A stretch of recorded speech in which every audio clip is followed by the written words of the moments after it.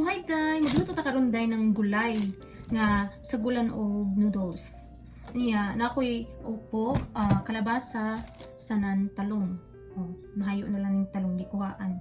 Nya niluto pa man ning gulay hayo. So oo, napod tay carrots. Ato sa hiwaon. Ta.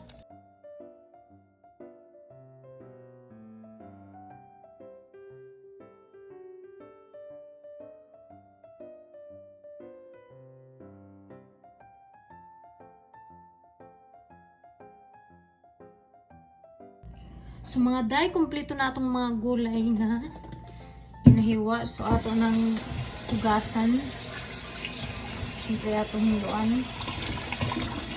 Para nagluto na ako, diretso ra kan. So day, nagpainit ko ng pan. Kung init na, kung enough ng isa init, butangan na nato ng oil. Natay aos mga day. Kana, onion. Brown na sila day. Gulay ato na hon day kay ang noodles dali ra mo dito maluto day. Kumalata ra siya. Sabarat day. Tanap tubig day. Lamay ra ng tubig sa day. Sakto ra sad. Tapos day butangan natin ginisa mix. Nor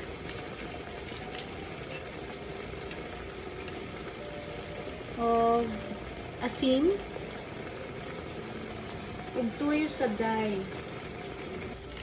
Day butang na nat ang noodles day. So day, since luto-luto naman ang atong gulay, butang na ni natong mga gulay nga dali ra maluto.